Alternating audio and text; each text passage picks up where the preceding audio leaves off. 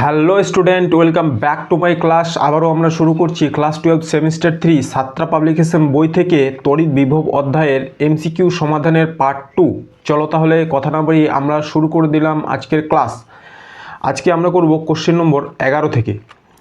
11 নম্বর কোশ্চেনে কি বলা হয়েছে, সমব্যাস বিশিষ্ট দুটি তামার গোলকের একটি ফাঁপা এবং একটি নিরেট, এদের একই বিভবে আহিত করা হলো।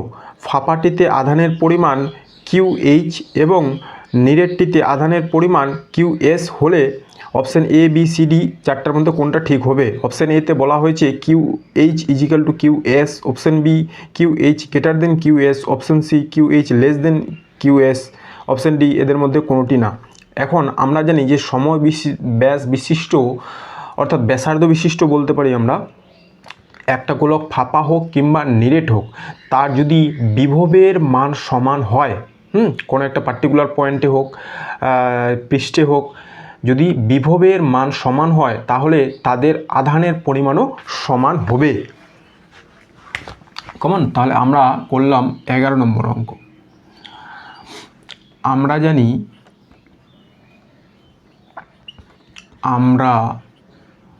জানি সমব্যাসার্ধ অর্থাৎ এটা সমব্যাসার্ধ মানে সম আয়তন হয়ে যাবে, সমব্যাসার্ধ বিশিষ্ট একটি নিরেট ও একটি ফাঁপা গোলকের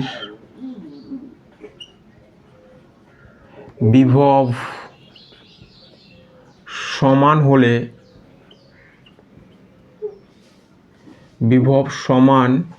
হলে তাদের আধান ও সমান হবে।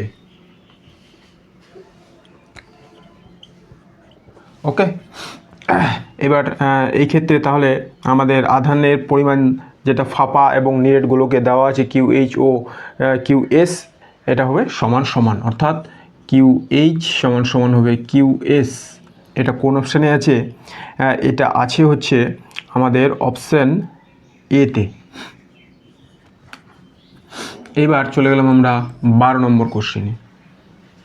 12 নম্বর কোশ্চেনে কী বলা হয়েছে, সমকেন্দ্রিক তিনটি ফাঁপা গোলকের ব্যাসার্ধ যথাক্রমে ABC, যেখানে বলেছে A less than B less than C। আচ্ছা, গোলকগুলিকে Q1 Q2 ও Q3 আধানে আহিত করা হলো। সি ব্যাসার্ধ বিশিষ্ট গোলকের বিভব। আচ্ছা, পার্টিকুলারলি সি এর বিভব আমাদের বের করতে বলেছে, ছবিটি দেওয়া আছে। এই হলো আমাদের সমকেন্দ্রিক তিনটা গোলক, একটা গোলক এটা, আরেকটা গোলক এটা এবং আরেকটা গোলক এটা। এইটার ব্যাসার্ধ হলো আমাদের এ, এটার ব্যাসার্ধ হলো বি এবং এইটার ব্যাসার্ধ হলো সি, তাই না? বলা হয়েছে সি হচ্ছে সবচেয়ে বড়। এখন আধান দেওয়া হয়েছে, প্রথমটাতে আধান দেওয়া হয়েছে Q1, এটাতে Q2, তারপরে আধান দেওয়া হয়েছে Q3 আধান দেওয়া হয়েছে Q3। ওকে, এখন আমাদের বিভব কোন গোলকের জন্য বের করতে হবে? বিভব বের করতে হবে আমাদের সি গোলকের জন্য, বিভবটা বের করতে হবে এই গোলকের জন্য। আমরা এটাকে নাম দিয়ে দিলাম, এটাকে বলবো P, এটাকে বলবো Q, এটাকে বলবো R। P গোলক, Q গোলক আর R গোলক, ঠিক আছে? এবার আমরা জানি কোনো একটা গোলকের জন্য যখন আমরা বিভব বের করব, তার আধানের পরিমাণ যদি আমাদের জানা থাকে, তাহলে একটা গোলকের এই হলো আমাদের একটা গোলক, এই হলো তার ব্যাসার্ধ R, এবং এর মধ্যে আধান আছে Q। যদি কোনো একটা গোলকের আমরা পৃষ্ঠে কিংবা ভিতরে, এই পৃষ্ঠে বা ভিতরে বিভব বের করি, সেটার মান হয় সমান, সেটা কি হয় কে কিউ বাই আর। এবার যদি পৃষ্ঠ থেকে বাইরের কোনো বিন্দুতে বিভব বের করি, ধরো আমি এই আর বিন্দুতে বিভব বের করব, এই আর বিন্দুতে বিভব বের করব। এখান থেকে এই ডিস্টেন্সটা ছিল আমাদের ক্যাপিটাল আর ব্যাসার্ধ, আর এটা হলো কেন্দ্র থেকে এই দূরত্ব, যেখানে আর সমান সমান হয়ে যাবে আর প্লাস এইচ, আর পৃষ্ঠ থেকে এই দূরত্বটা হলো এইচ। ঠিক আছে, তো বাইরের কোনো বিন্দুর জন্য বিভব, বাইরের বিন্দুতে বিভব সেটা কি হয় কে কিউ বাই স্মল আর, তাই না? তাহলে একটা গোলকের জন্য পৃষ্ঠে কিংবা ভিতরে বিভব কে কিউ বাই ব্যাসার্ধ, এবং বাইরের বিন্দুর জন্য বিভব কে কিউ বাই তার ডিস্টেন্স। ওকে, এবার দেখো যখন আমরা সি গোলকের জন্য বিভব বের করব, তাহলে পি গোলক, এই যে প্রথম গোলক এর মধ্যে কিউ আধান আছে, এই কিউ আধানের সাপেক্ষে বা এই কিউ গোলকের সাপেক্ষে এই যে বড় গোলকটা আছে সেটা তার বাইরে অবস্থিত, কমন। আবার কিউ গোলকের কিউ আধানের সাপেক্ষেও আমাদের এই সি বিন্দুটা বাইরে অবস্থিত। তাহলে বাইরে অবস্থিত হলে আমরা কোন ফর্মুলা ব্যবহার করব, distance k Q by distance, দুটোর ক্ষেত্রেই। আর সি গোলকটার সাপেক্ষে আর গোলকটার সাপেক্ষে, হ্যাঁ, এই আর গোলকের যে কোনো বিন্দু পৃষ্ঠে কিংবা ভিতরে নিই, হ্যাঁ, সেটার জন্য আমাদের বিভব কী হবে কে কিউ বাই ব্যাসার্ধ। ঠিক আছে, তাহলে হ্যাঁ এইটা আমি মুছে দিলাম। তাহলে লিখব যে আর গোলক, হ্যাঁ, সি ব্যাসার্ধ বিশিষ্ট আর গোলকের বিভব, সি ব্যাসার্ধ বিশিষ্ট আর গোলকের বিভব, সেটা কার জন্য আমরা বিভব পাবো, পি গোলকের জন্য বিভব পাবো। আচ্ছা, কিউ ওয়ান আধানের জন্য বিভবটা পাবো, কিউ ওয়ান আধানের জন্য বিভব পাবো। তারপরে কিউ টু আধানের জন্য বিভব পাবো, কিউ টু আধানের জন্য বিভব পাবো। আচ্ছা, এটা মুছে দিলাম, কিউ টু আধানের জন্য বিভব পাবো, প্লাস কিউ থ্রি আধানের জন্য বিভব পাবো।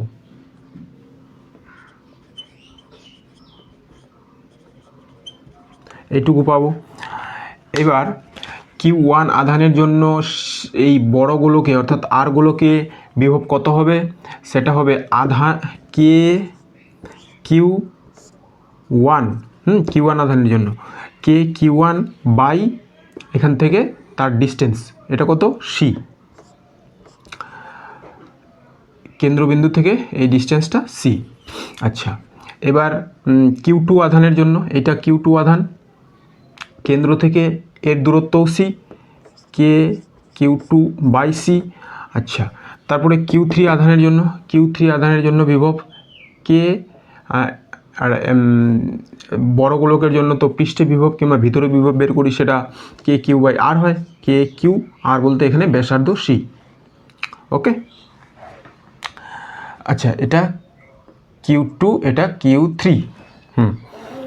এবার আমরা যদি এগুলোকে সিজিএস পদ্ধতিতে করি, তাহলে কেগুলো সব বাদ হয়ে যাবে। আমাদের উত্তরটা দেওয়া আছে সিজিএস পদ্ধতিতে, তাই আমরা কি করলাম, এই এসএ পদ্ধতিতে নেব না, আমরা সিজিএস পদ্ধতিতে নেব কমন। তাহলে হবে q one by c, q two by c এবং কিউ থ্রি বাই সি। আচ্ছা, এটাকে লসাগু করে দিলে কি হবে, c q one plus q two plus q three. ঠিক আছে, তাহলে এটা কোন অপশানের সঙ্গে মিলবে, এটা মিলবে অপশান বি। ওকে, তাহলে এটা একটু কনসেপচুয়াল ছিল কিন্তু সহজ অঙ্কটা। এবার আমরা শুরু করলাম কোশ্চেন নম্বর 13 নম্বর কোশ্চেনে কী বলা হয়েছে, প্রতি একক দৈর্ঘ্যের ল্যামডা আধান বিশিষ্ট একটি লম্বা তার থেকে এ এবং বি, যেখানে এ লেস দেন বি দূরত্বে দুটি বিন্দু ধরা হলো, বিন্দু দুটির বিভব পার্থক্য নিচের কোন রাশিটি সমানুপাতিক? Option A by B, option B B square by A square, option C root over B by A, option D LN B by A. আচ্ছা, আমাদের অসীম দৈর্ঘ্যের খুব লম্বা যেটা বলা হয়েছে, একটা তার দেওয়া হয়েছে, তার প্রতি একক দৈর্ঘ্যের আধান হলো ল্যামডা, এর থেকে তার থেকে দুটি বিন্দু এ ও বি, যেখানে বি গ্রেটার দেন এ, তাদের বিভব পার্থক্য কোন রাশিটি সমানুপাতিকভাবে নির্ণয় করতে বলেছে, তাই তো? ধরলাম এটা হলো আমাদের লম্বা তার, যার রৈখিক আধান ঘনত্ব বা প্রতি একক দৈর্ঘ্যের আধান ল্যামডা, এখান থেকে দুটি পয়েন্ট এ ও বি, এই দুটো বিন্দুর বিভব পার্থক্য কার সমান হবে আমাদের নির্ণয় করতে হবে, তাই না? তাহলে আমরা জানি যে বিভব নির্ণয় করতে হলে আমাদের কি করতে হয়, একক ধনাত্মক আধান থেকে অসীম থেকে নির্দিষ্ট বিন্দুতে নিয়ে আসতে হলে যে পরিমাণ কৃতকার্য করতে হয় তাকে আমরা বলবো বিভব। তাহলে একবার এ বিন্দুর বিভব নির্ণয় করার জন্য আমরা একক ধনাত্মক আধানকে অসীম থেকে এ বিন্দুতে নিয়ে আসবো, এবং বি বিন্দুর বিভব নির্ণয় করার জন্য একক ধনাত্মক আধানকে অসীম থেকে বি বিন্দুতে নিয়ে আসবো। এবার কথা হলো যে এই তারটা তো নিজেই অসীম দৈর্ঘ্যের ছিল, এর ক্ষেত্রে অসীম দৈর্ঘ্য পাওয়া সম্ভব না, সেই জন্য আমরা কি করব যে এই এক্স নটটি অসীম ধরে নিয়ে আমরা এ বিন্দুতে বিভব এবং বি বিন্দুতে বিভব নির্ণয় করব। কমন? আচ্ছা, এবার বিভব নির্ণয় করার জন্য আমাদের প্রয়োজন পড়বে ইলেকট্রিক ফিল্ড। আমরা গসের উপপাদ্যের যে অ্যাপ্লিকেশন সেখানে পড়েছিলাম, একটা অসীম দৈর্ঘ্যের লম্বা তারের জন্য যার রৈখিক আধান ঘনত্ব ল্যামডা জানা থাকে, তার ইলেকট্রিক ফিল্ড কত হয়? 1/4 pi epsilon naught 2 lambda by A. A দূরত্বের জন্য 1/4 pi epsilon naught 2 lambda by A, যদি বি দূরত্বের জন্য নিতাম তাহলে 1/4 pi epsilon naught 2 lambda by B হতো। এবার দেখতে পাচ্ছি এই ইলেকট্রিক ফিল্ড অসম তড়িৎ ক্ষেত্রের জন্য তড়িৎ ক্ষেত্র ও তড়িৎ বিভবের মধ্যে যে সম্পর্ক E equal to minus DV by DX, অতএব DV equal to minus E DX, অতএব V equal to integration E DX. Okay, এখন এর যে আমরা রেফারেন্স পয়েন্ট নিব এক্স নট থেকে একবার এ, এক্স নট থেকে একবার বি। প্রথমত আমরা এ বিন্দুর বিভব নির্ণয় করব, অতএব ভি এ সমান সমান minus integration X naught to A E DX. এবার ই এর মান আমরা বসিয়ে দেবো minus X naught A, E এর মান 1/4 pi epsilon naught 2 lambda by A. এবার যেগুলো আছে হচ্ছে ডিএক্স, ডিএক্সের বদলে এখানে এখানে আমরা কি নেব? ক্ষুদ্র একটা অংশ, এই হলো আমাদের ক্ষুদ্র একটা অংশ ডিএ, তাহলে ডিএক্সের বদলে আমাদের যেহেতু ডিস্টেন্সটা এ, তাহলে এই অংশে নেব আমরা ডিএ। ওকে, তাহলে হলো এবার যেগুলো কনস্ট্যান্ট পার্ট, এই অংশটা আমরা বাইরে নিয়ে নিলাম, minus 1/4 pi epsilon naught 2 lambda. আচ্ছা, 2 ল্যামডাটাকে এখানে লিখছি 2 lambda integration X naught A DA by এ।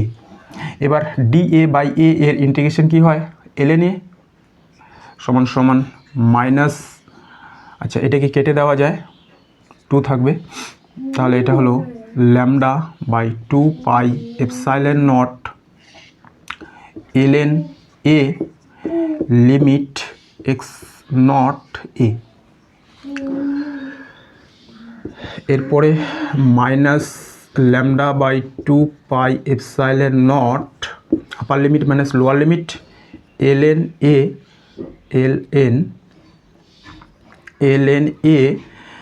আর ln তারপরে এক্স নট।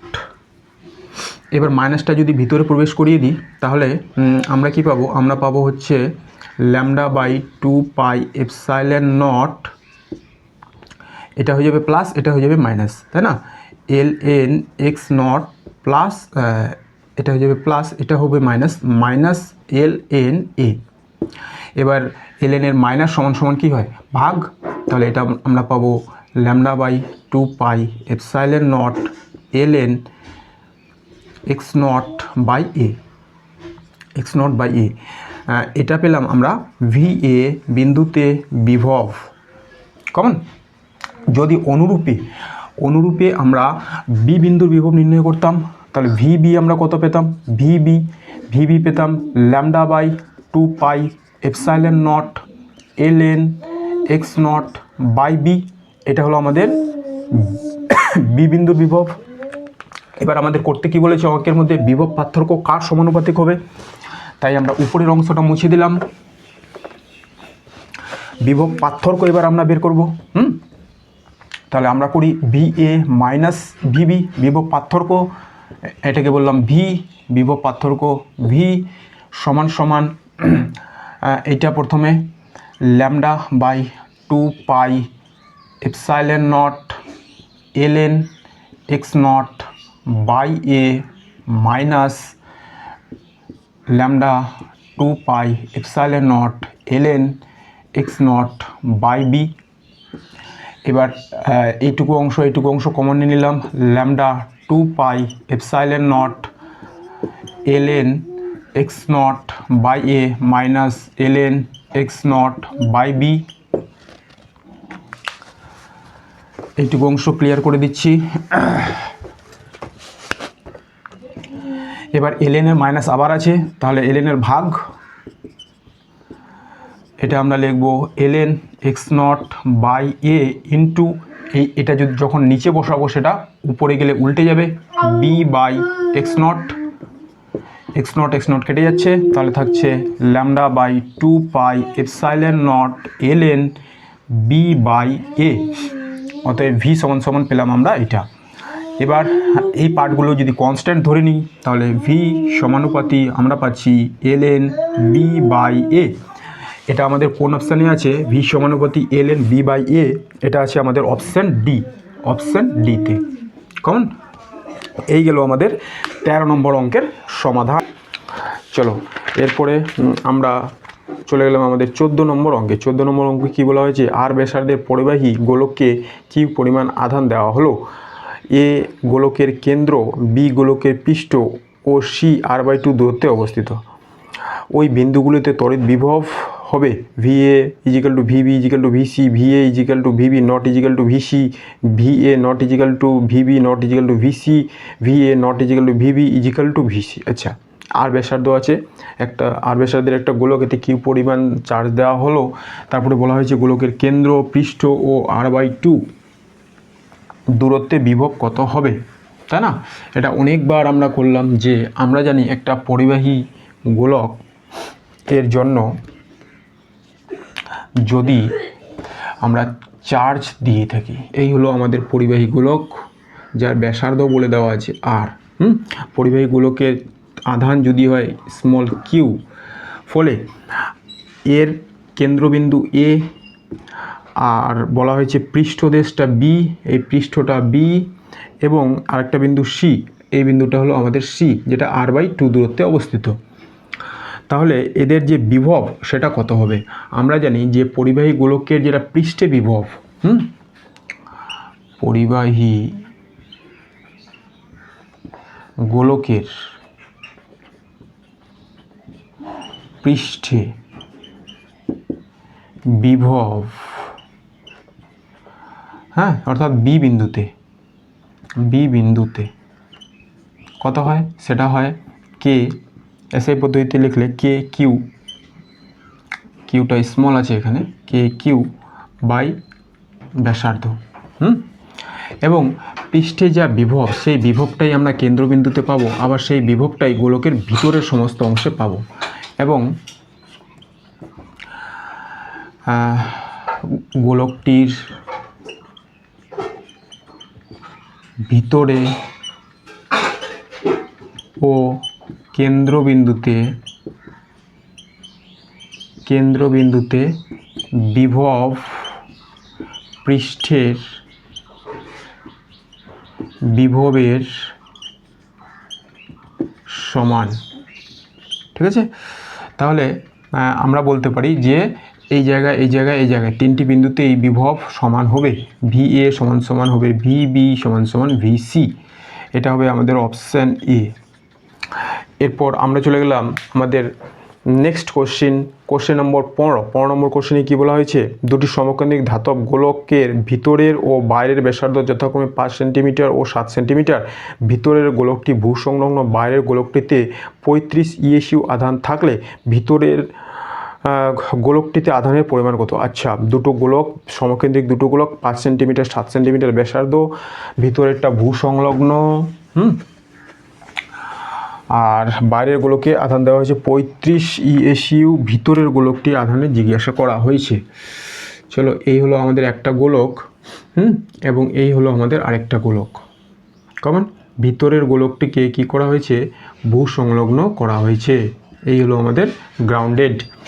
এরপরে ব্যাসার্ধ দেওয়া আছে ভিতরের গোলকটি, এই ব্যাসার্ধটা হলো আমাদের 5 সেন্টিমিটার, এটাকে বললাম আমি স্মল আর। ভিতরের গোলকটা ব্যাসার্ধ, আর তারপরে আছে বাইরের গোলকটা ব্যাসার্ধকে আমি বললাম এটা 7 সেন্টিমিটার, এটাকে আমি বলে দিলাম ক্যাপিটাল আর।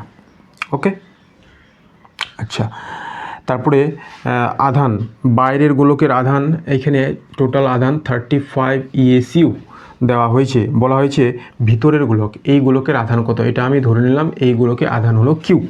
আমাদের এবার নির্ণয় করতে হবে এই কিউ এর মান কত।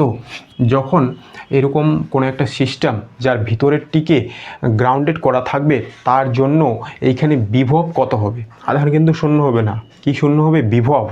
তাহলে এই ভিতরের গোলকটি গ্রাউন্ডেড করা থাকলে তার বিভব হবে শূন্য। এবার এর বিভব কার কার জন্য হতে পারে? এর মধ্যে যে নিজস্ব আধান আবেশিত হবে তার জন্য বিভব হতে পারে, আবার এর জন্য এই বিন্দুতে বা এর পৃষ্ঠের কোনো বিন্দুতে আমরা বিভব পাবো। কেমন?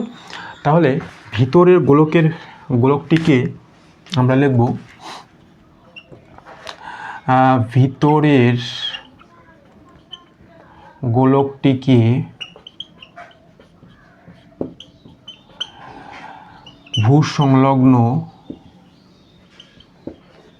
ভূসংলগ্ন করা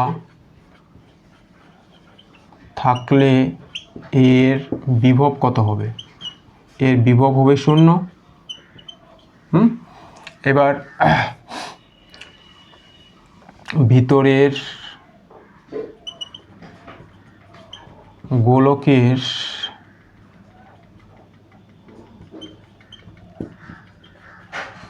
মোট বিভব, ভিতরের গোলকের মোট বিভব আবার কি হয়? এটার জন্য বিভব আমরা পাবো এর নিজস্ব আধান, যেটা কিউ ধরেছি আমরা, কিউ বাই ব্যাসার্ধ 5 প্লাস এর জন্য বিভব পাবো, সেটা হবে 35/7 ব্যাসার্ধ। কিন্তু মোট বিভব কত হতে হবে? শূন্য। এর মোট বিভব, এটার জন্য বিভব পাবো, এটার জন্য বিভব পাবো, কিন্তু দুটো মিলে অবশ্যই শূন্য হতে হবে। এইখান থেকে আমাদের কিউটা বের করতে হবে, বা কিউ বাই 5 ইজিক্যাল টু -35/7। অতএব কিউ ইজিক্যাল টু -35 × 5/7। এটা দিয়ে এটাকে কাটবো, তাহলে 5 = -25 ESU। এটা আছে আমাদের অপশান বি, অপশান বিতে। ওকে, এরপর আমরা চলে গেলাম আমাদের 16 নম্বর কোশ্চেন। 16 নম্বর কোশ্চেনে কী বলা হয়েছে? একটি ধাতব গোলক কিউ আধানে আহিত, তাকে বেষ্টন করে একটি সমকেন্দ্রিক গোলীয় ধাতব খোলক রাখা হলো, যা নিস্তরিত। গোলকটিতে আধান আছে কিউ, খোলকটি নিস্তরিত। গোলকের তল ও খোলকের বহিঃপৃষ্ঠের মধ্যে বিভব ভি। এখন খোলকটিতে যদি -3Q আধান দেওয়া হয়, তাহলে বিভব প্রভেদ কত হবে? ওকে, গোলকের তল ও খোলকের বহিঃপৃষ্ঠের মধ্যে বিভব হলো ভি। এখন খোলকটিতে আধান দেওয়া হলো -3Q, তাহলে বিভব কত হবে? আচ্ছা, ধরি গোলক ও খোলক এর যে ব্যাসার্ধ সেটা আর। এখন ধাতব গোলক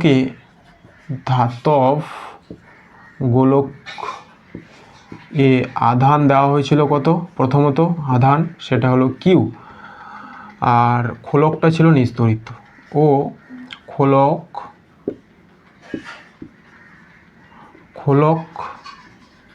নিস্তরিত, অতএব ধাতব গোলকের বিভব কত? বিভব কে কিউ বাই তার ব্যাসার্ধ। আর এর বিভব কত খোলকের? আচ্ছা, খোলকের বিভব 0। অতএব এদের মধ্যে বিভব পার্থক্য বা মোট বিভব, তাহলে প্রথমে বিভব পার্থক্য কত হবে? প্রথমে বিভব পার্থক্য সেটা হবে এটা আর এটা মাইনাস, তাহলে এটা হলো আমাদের কে, এটাকে বললাম আমি V equal to K Q by R. এটা হলো তাদের প্রাথমিক বিভব পার্থক্য, হ্যাঁ, বা মোট বিভব বলতে পারি আমরা এটাকে। আচ্ছা, এরপর খোলকের মধ্যে -3Q আধান দেওয়া হলো, তাহলে লিখব এখন খোলকে -3Q আধান দিলে বিভব কত হবে? কে -3Q বাই ব্যাসার্ধ। তাহলে আমরা এটা পাচ্ছি -3KQ বাই আর। আচ্ছা, তাহলে এখন বিভব পার্থক্য বা মোট বিভব কত হবে? এই ধাতবগুলোকে তো আধান কিউ আছেই, তাহলে এর জন্য বিভব প্লাস এর জন্য বিভব, অতএব এটাকে আমরা বলে দিলাম ভি ড্যাশ। তাহলে এটা হলো আমাদের K Q by R -3KQ by R. Okay, আচ্ছা, তাহলে আমরা এটা পাবো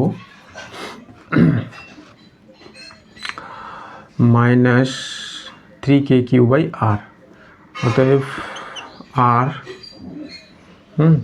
-2KQ ইজিক্যাল টু -2V, হ্যাঁ, KQ বাই আর আবার ভি KQ বাই আর। ওকে, তাহলে এটা হবে আমাদের অপশান এ। পরবর্তীকালে যে বিভব পার্থক্য ভি ড্যাশ সেটা হয়ে যাবে এর ডাবল। ঠিক আছে, এই কোশ্চেনটা ছিল আমাদের কত নম্বর? 16 নম্বর। এটা ছিল আমাদের 16 নম্বর কোশ্চেনের সমাধান। এরপর আমরা চলে গেলাম আমাদের 17 নম্বর কোশ্চেনে। তড়িৎ ক্ষেত্রের কোনো বিন্দুতে তড়িৎ বিভব 0 হলে প্রাবল্য 0 হবে, কখনো 0 হবে না, অসীম হবে, 0 হতেও পারে নাও হতে পারে। 0 হতেও পারে নাও পারে, 0 হতেও পারে নাও পারে, এটাই তো।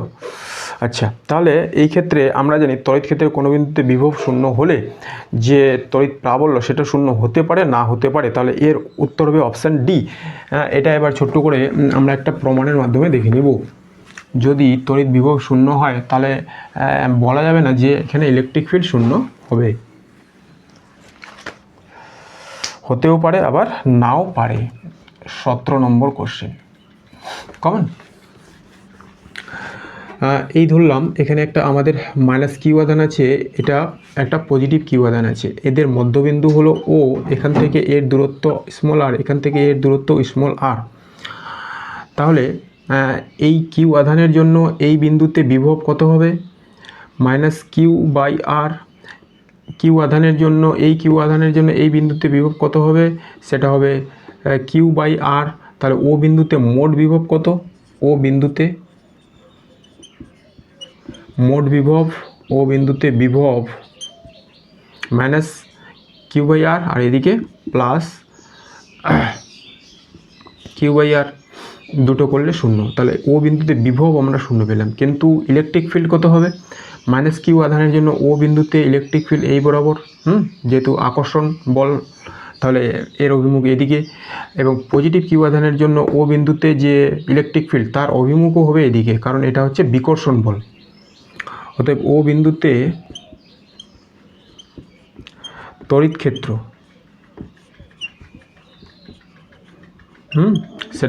সেটা কি পাবো?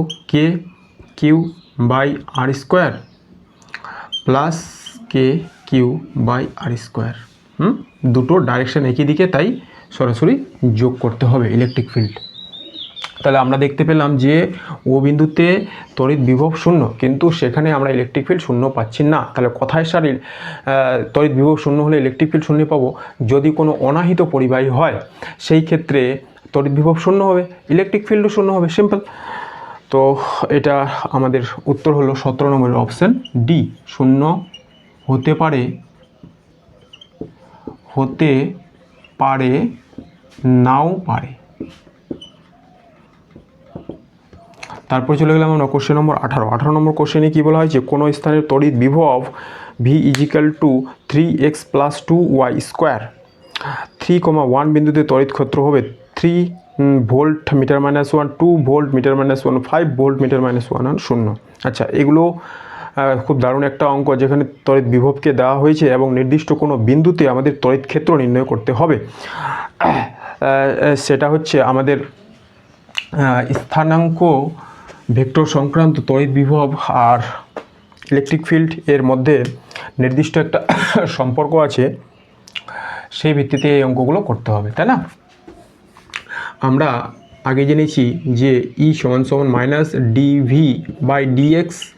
এবার ইকে যদি স্থানাঙ্ক যে ভেক্টরে আমরা প্রকাশ করি, তাহলে ই সমান সমান আমরা লিখতে পাবো আবার ex ik plus ey jk plus ez k, এবং প্রত্যেকটার ex, হ্যাঁ, ex সমান সমান হয়ে যাবে মাইনাস dv/dx, ey সমান সমান মাইনাস dv/dy এবং ez মাইনাস dv/dz।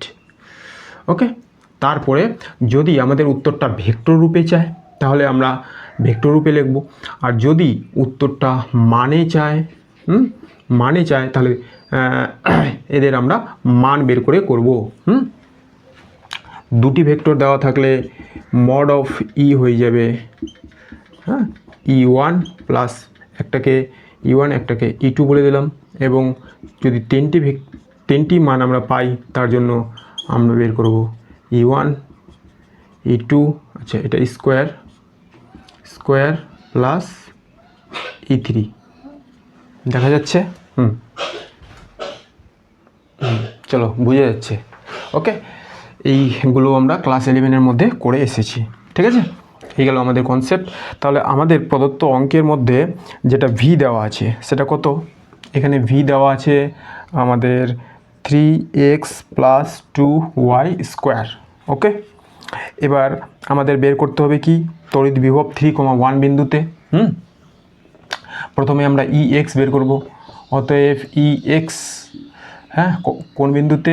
3,1 মাইনাস, তাহলে এটা হবে dv/dx is equal to minus d/dx। V এর মান কত? এটা 3x + 2y স্কোয়ার। আচ্ছা, dx এর সাপেক্ষে x এর ইন্টিগ্রেশন করা যাবে, এটা হয়ে যাবে 0, তাহলে এটা পাবো -3। আর dx হয়ে গেল 1, আর এদিকে হয়ে গেল 0, তাহলে এটা থাকছে -3। তারপরে আমরা বের করব ey, যেহেতু x সংক্রান্ত কোনো টার্ম আর এখানে আমাদের থাকলো না, তাই এই বিন্দুগুলো আমাদের কাজে লাগলো না। এবার ey এর ক্ষেত্রে দেখি, এটা হয়ে যাবে -dv/dy, ey dv/dy। ওকে, এবার -d/dy, এখানে ভি এর মান বসাবো 3x + 2y স্কোয়ার। y এর সাপেক্ষে x এর ইন্টিগ্রেশন ডিফারেন্সিয়েশন হয়ে যাবে আমাদের 0, এটার ডিফারেন্সিয়েশন আমরা পাবো, তাহলে এটা হলো -0 + 2y, y স্কোয়ারের অবকলন করলে আমরা পাবো 2y। আচ্ছা, এবার কত বিন্দুতে? 3,1। এখানে y যে বিন্দুটা সেটার মান হলো 1, তাহলে এটা আমরা পাচ্ছি -2 গুণ করে দিলে 4, এটা তো 0, এটা বাদ, 2 গুণ করে দিলে 4, আর y এর মান কত? 1, তাহলে এটা পেলাম -4। এবার আমাদের এটা মানটা বের করতে বলেছে, অতএব ই সমান পাবো √ex এর স্কোয়ার প্লাস ey এর স্কোয়ার -3 এর স্কোয়ার প্লাস এটা -4 তার স্কোয়ার, এটা হলো 9, এটা হলো 16, 9 ষোলো 25 সমান সমান 5। ইউনিটটা কিছু হবে ভোল্ট মিটার -1। এটা আছে আমাদের অপশান সি। এই গেল আমাদের 18 নম্বর কোশ্চেনের সমাধান। ঠিক আছে, এরপর একই রকম অঙ্ক আমরা 19 নম্বরেও পাবো। বলা হয়েছে x0 বিন্দুতে তড়িৎ বিভব v = 10/x 15/x² এবং 5/x³ ভোল্ট। x1 বিন্দুতে তড়িৎ প্রাবল্য আছে, শুধুমাত্র x1 বিন্দুতে তড়িৎ প্রাবল্য আমাদের নির্ণয় করতে বলেছে। এখানে আমাদের বিভবের একটাই উপাংশ দেওয়া আছে, সেটা x অক্ষ বরাবর। আর আমাদের ইলেকট্রিক ফিল্ড নির্ণয় করতে বলেছে x1 মিটার বিন্দুতে।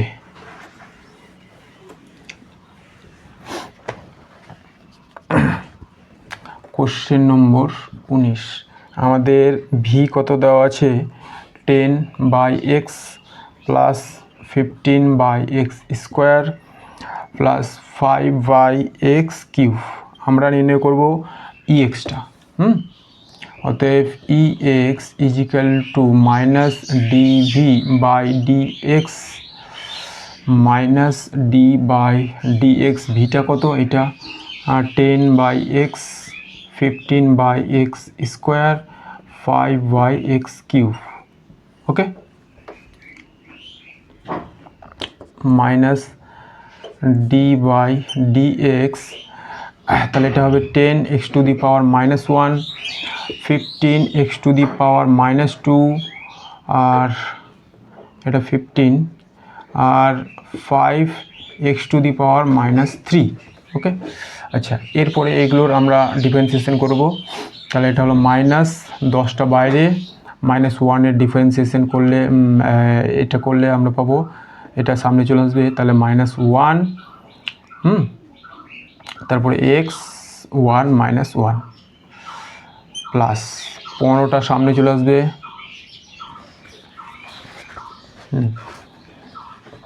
আচ্ছা এই মাইনাসটা তো বাইরে ছিলই, 10, এটার জন্য ব্র্যাকেট, তারপরে প্লাস -2টা সামনে 15টাকে কমন নিলাম, তারপরে -2 x -2 -1, এটা ব্র্যাকেটের মধ্যে, এরপরে প্লাস 5টা বাইরে আসলো, তারপরে -3 সামনে আসলো, x -3 -1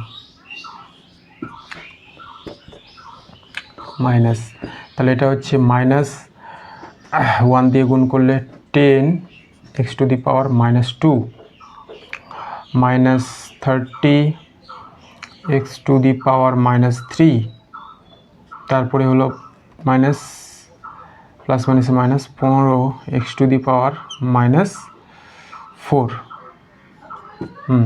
এবার পাওয়ারগুলোকে নিচে করে দিই, মাইনাসটা প্লাস করে দিই, এটা ভিতর দিয়ে গুণ করে দিই, তাহলে ওটা হচ্ছে 10/x² plus 30/x³ plus 50/x⁴।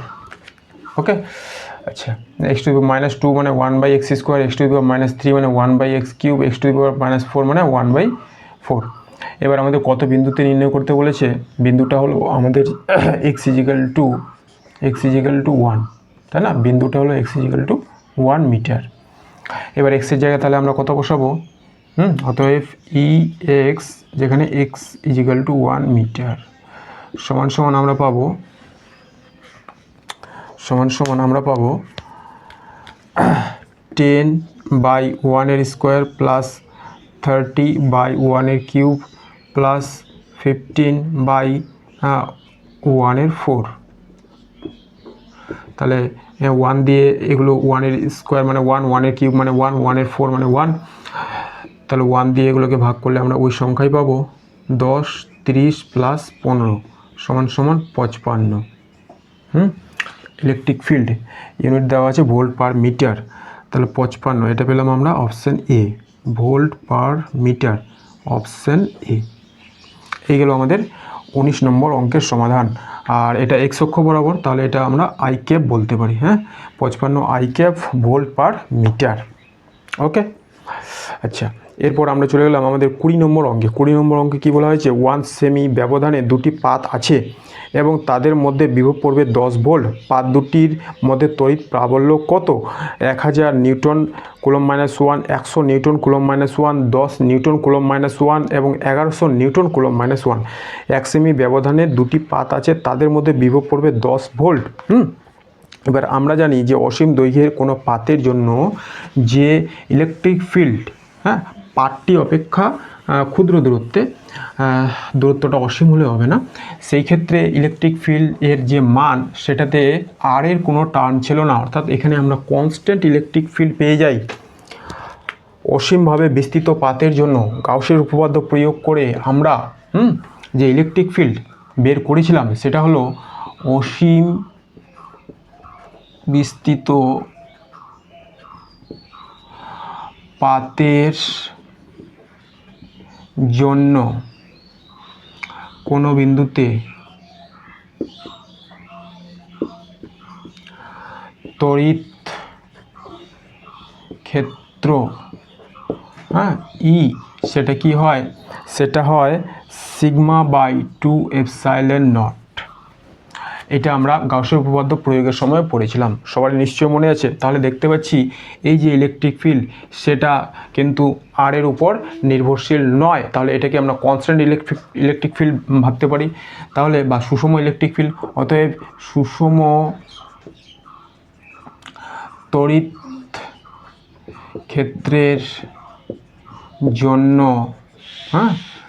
ক্ষেত্রের জন্য